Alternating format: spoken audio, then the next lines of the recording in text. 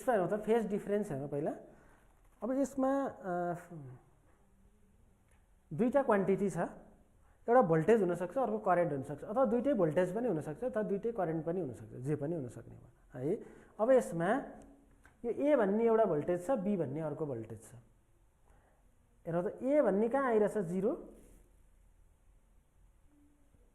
ए भन्नेको यहाँ 0 छ, 0 मै 0 छ। तर यो बी भन्ने वेभ फर्म त कति छ, यो एङ्गलको छ यहाँदेखि यहाँसम्मको डिस्टेन्स कति रहेछ, एङ्गल फाइ भन्ने छ नि। भनेपछि यो दुईटाको आइदर 0 अथवा म्याक्सिमम, यो बी भन्ने 0 म्याक्सिमम यहाँ छ भने ए भन्ने म्याक्सिमम कहाँ पुग्छ त, यहाँदेखि यहाँसम्म पनि के हुन्छ त फाइ नै हुन्छ। ठिक छ। भनेपछि यहाँ जति डिस्टेन्स हुन्छ यो पिकमा पनि त्यही डिस्टेन्स हुन्छ। अथवा यो पोइन्ट हेऱ्यौँ भने यो पनि कति हुन्छ त फाइ नै हुन्छ, किनभने दुइटैले 0 क्रस गरेर नेगेटिभतिर गएको पोइन्ट, अथवा दुइटै वेभ फर्मले 0 को लाइन, यो 0 को एक्स एक्सिस हुन्छ लाइन, यो एक्स एक्सिसको लाइनलाई क्रस गरेर माथि गएको अवस्थामा त्यसको डिफरेन्स हेर्ने हो। यसलाई हामी के भन्छौँ त फेज डिफरेन्स भन्छौँ। अब फेज भनेको चाहिँ के हो त भने यो 0 पोइन्टबाट कति अगाडि अथवा पछाडि छ त, त्यसलाई हामी फेज भन्छौँ क्या। जस्तै हामीले यसलाई यसको एक्सप्रेसन के थियो, सपोज यो करेन्ट हो, यो भ्यालु कति छ त आइएम छ सपोज मानौँ भने, यसलाई आई इजिकल्स टु के लेख्न सकिन्छ, I'm sign omega T plus 0। मैले यहाँ 0 किन लेखेको भने यो कहाँबाट सुरु भइरहेछ, 0बाटै सुरु भइरहेछ नि त, त्यो भएर मैले यसको फेज कति दिएँ त 0 भनेर लेखेँ। तर अब यो बी भन्नेको वेभ फर्ममा हेरौँ त कहाँबाट सुरु भइरहेछ, यो बी 0 भन्दा कति अगाडि छ, फाइ एङ्गल अगाडि छ नि त, 0 भन्दा फाइ एङ्गल अगाडि नै सुरु भइरहेछ नि त। त्यो भएर यसको एक्सप्रेसनमा के आइरहेछ, इएम साइन ओमेगा टी प्लस फाइ आइरहेछ, इएम साइन ओमेगा टी प्लस फाइ। किन प्लस फाइ आएको, यो बी भन्ने त यो भन्दा फाइ अगाडिबाटै, यो 0 को पोइन्ट जुन छ यो भन्दा फाइ एङ्गल अगाडि नै सुरु भइसकेको छ नि त यो वेभ फर्म। त्यो भएको हुनाले यसलाई के भने त्यसको फेज कति रहेछ त फाइ रहेछ, त्यो भएर प्लस गरौँ। यदि यो वेभ फर्म पछाडिबाट स्टार्ट हुन्थ्यो भने के गर्थ्यौँ, माइनस गर्थ्यौँ। जस्तै फर इक्जाम्पल अर्को स्लाइडमा हेऱ्यौँ भने, जस्तै हेरौँ त यसमा यो के छ त, यो अगाडिको यो wave form v equals to VM sine omega t छ, प्लस 0 हो नि त यसमा, किन यो 0बाटै सुरु भएको छ नि त, स्टार्टिङै कहाँ छ त 0बाट छ। त्यो भएको हुनाले यसको एङ्गल कति छ यहाँ प्लस 0 छ, 0 लेखे नि हुन्छ नलेखे नि हुन्छ, त्यो भएर यहाँ लेखेन।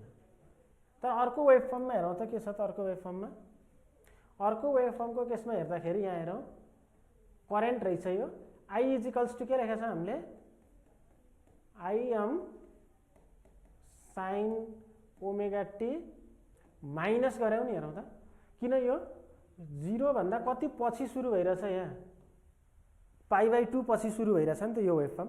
त्यो भएको हुनाले के गर्यौँ त हामीले माइनस पाइ/2 गऱ्यौँ।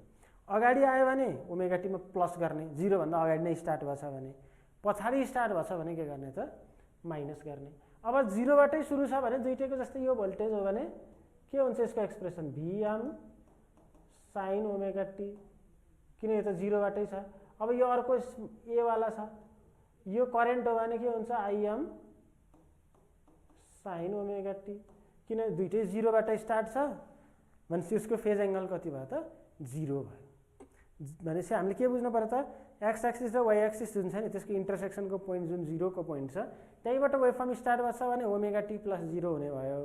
अगाडिबाट वेभ फर्म स्टार्ट भएछ भने प्लस ओमेगा टी को पछाडि प्लस फाइ एङ्गल आउने भयो, पछाडिबाट स्टार्ट छ भने माइनस आउने भयो। ठिक छ, यति चाहिँ बुझ्नु पर्यो। अब इन फेज र आउट अफ फेज भन्छौँ क्या हामी। यदि दुईटा वेभ फर्मको 0 पुग्ने पोइन्ट, 0 पुग्ने टाइम र म्याक्सिमम पुग्ने टाइम सेम छ भने त्यसलाई चाहिँ हामी के भन्छौँ त इन फेज भन्छौँ। जस्तै यो ए र बी दुईटा वेभ छ, ए जति बेला 0 छ बी पनि त्यति बेलै 0 छ, ए जति बेला म्याक्सिमममा पुगेको छ बी पनि त्यति बेलै म्याक्सिमममा पुगेको छ। फेरि हेरौँ त यहाँ जति बेला ए 0मा छ बी पनि त्यति बेलै 0मा छ। फेरि नेगेटिभ पिकमा पुगेको अवस्थामा पनि हेरौँ त, ए जति बेला नेगेटिभ पिकमा पुगेको छ बी पनि त्यति बेलै नेगेटिभ पिकमा पुगेको छ भने यस्तो अवस्थामा यो दुईटा क्वान्टिटीलाई के भन्छौँ त इन फेज भन्छौँ, इन फेज है। के भन्यो यदि दुईवटा क्वान्टिटीहरू सेम टाइममा 0 अथवा म्याक्सिमम पोइन्टमा पुगिरहेछ भने सेम टाइममा म्याक्सिमम भ्यालु फरक हुनसक्छ तर टाइम सेम छ भने त्यस्तो अवस्थामा दुईटा क्वान्टिटीलाई हामी के भन्छौँ त इन फेज भन्छौँ र डिफ्रेन्ट टाइममा पुगिरहेछ भने त्यसलाई आउट अफ फेज भन्छौँ। जस्तै यसैमा हेऱ्यौँ भने हेरौँ त यो भोल्टेज 0 मा पुग्ने टाइम र यो करेन्ट 0 मा पुग्ने टाइम त फरक छ नि त हैन। यो t = 0 मा 0 छ, यो t = ओमेगा टी भनौँ न एङ्गल भएको हुनाले π/2 मा चाहिँ कति छ त 0 मा छ भनेपछि डिफ्रेन्ट इन्स्ट्यान्टमा 0 मा छ। अब पिक पुगेको टाइम पनि हेरौँ त जति बेला यो करेन्ट चाहिँ 0 मा छ त्यति बेला भोल्टेज पिकमा पुगिरहेछ हैन। जति बेला यो भोल्टेज 0 मा छ त्यति बेला के भइरहेछ हेरौँ त करेन्ट पिकमा पुगिरहेछ भनेपछि डिफ्रेन्ट टाइममा के भइरहेछ त 0 मा अथवा पिकमा पुगिरहेछ दुईटा क्वान्टिटी भने त्यस्तो अवस्थामा यो दुईटा क्वान्टिटीलाई के भन्छौँ त आउट अफ फेज भन्छौँ। ठिक छ। दुईवटा क्वान्टिटी 0 पुग्ने टाइम र म्याक्सिमम पुग्ने टाइम डिफ्रेन्ट छ भने त्यस्तो अवस्थामा त्यो दुईटा क्वान्टिटीलाई के भन्छौँ त हामी they are in out of phase भन्छौँ। ठिक छ।